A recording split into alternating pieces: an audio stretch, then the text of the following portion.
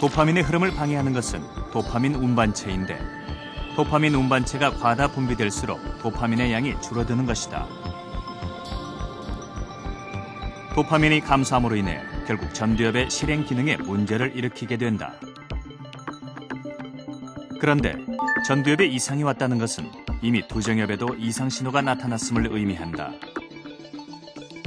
뇌에서는 각각의 신경 전달 물질들이 서로 유기적으로 연결되어 문제를 일으키기 때문이다.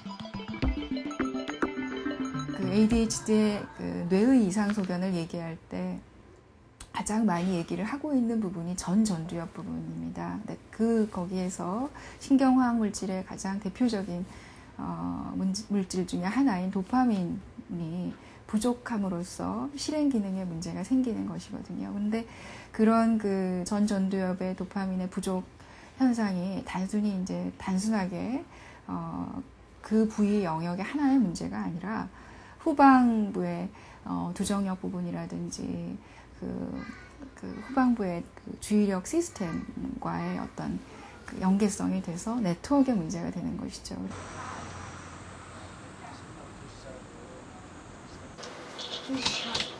학교에서 돌아온 병웅이가 가장 먼저 하는 일은 컴퓨터 게임이다. 친구들과 잘 어울리지 못해 게임에만 열중하는 병웅이는 며칠 전에도 친구와 크게 다투었다. 엄마가 말리지 않으면 병웅이는 컴퓨터를 끌 생각을 안 한다. 위험을 죽이고. 엄마가 문제집을 꺼내들자 아이는 짜증부터 내기 시작한다. 어? 다시 한번 얘기해봐. 수학 다 틀리면 엄청 혼나잖아. 숙제를 시작하긴 했지만 집중해서 문제를 푸는 것은 채 5분도 가지 못한다.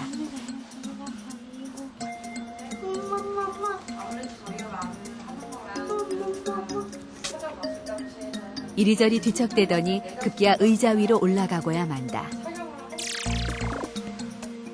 현재 병웅이는 ADHD 진단을 받은 상태. 주의력이 많이 부족한 것으로 나타났다. 진단 후 약물 치료를 받고 있는데 특이한 것은 ADHD 약과 더불어 납 배출 약을 함께 복용하고 있다는 점이다.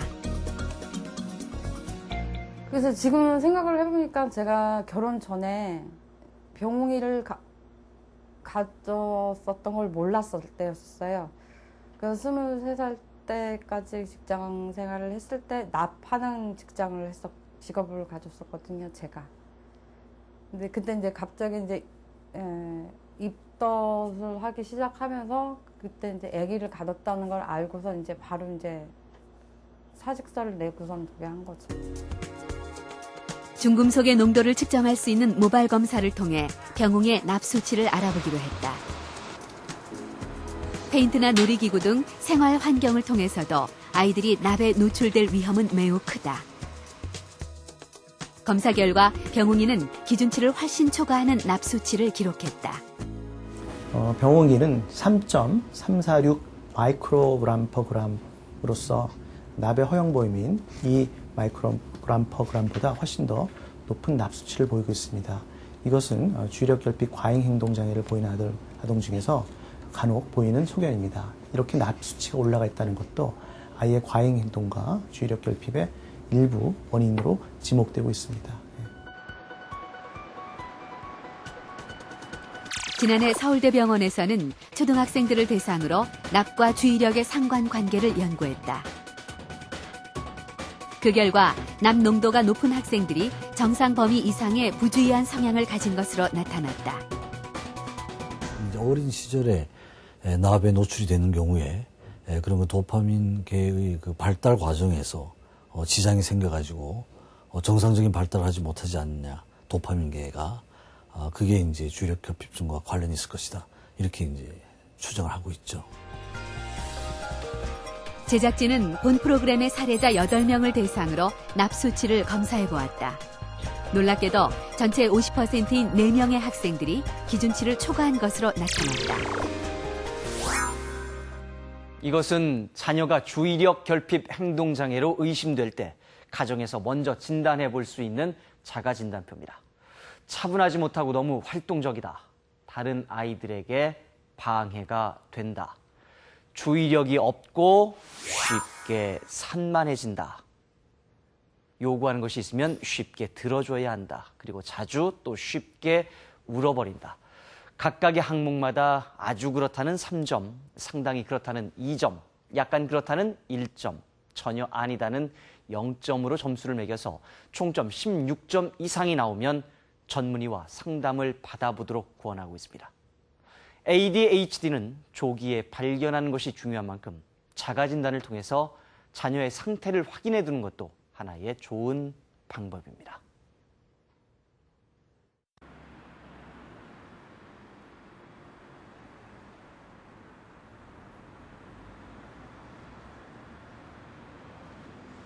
고등학생 소연이가 학교에 간 사이 동생들은 소연의 책상에 와서 놀곤 한다. 자기 물건에 손대는 걸 끔찍이 싫어하는 소연의 성격 때문에 동생들은 소연이 없을 때만 몰래 이 방에 들어온다.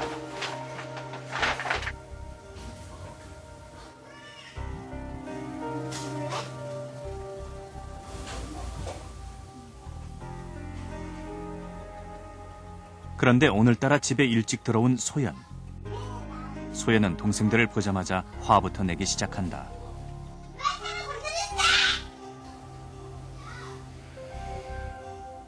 제 소중한 걸 만졌을 때는요, 화가 나고 순간 이성을 잃어버려가지고요, 좀 감정 조절이 안 돼요. 그러니까 흔히 말하는 좀 폭발한다 그런 식이에요.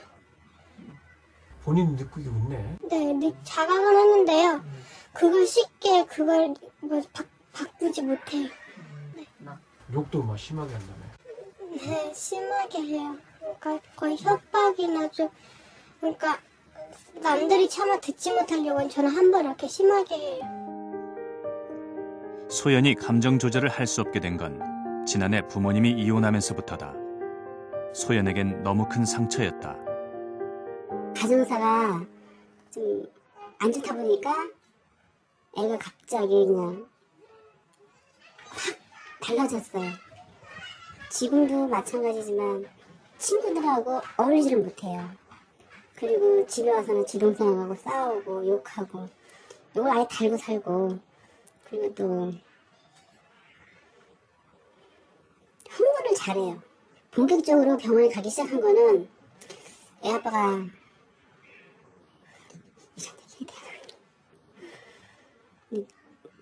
집을 나가서 제가 능력이 안 돼갖고 이제 할머니 집에 보냈어요. 보냈는데 이제 가끔 큰애만 왔다 갔다 하는데 애가 어느 순간부터 죽는데요. 자기 자살한다고.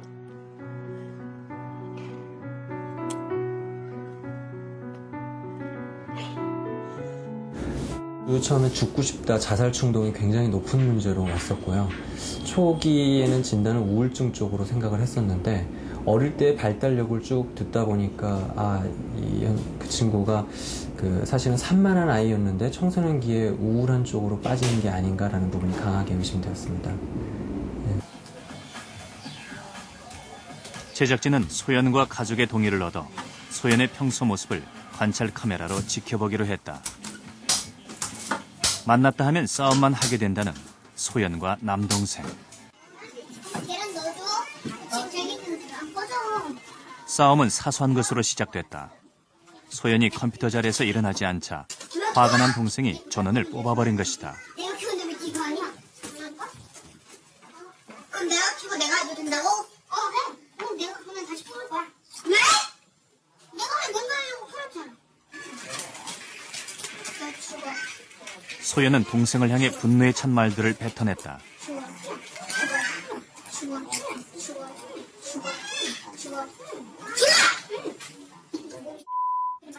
소연은 끓어오르는 화를 사귀지 못해 어찌할 바를 몰랐다.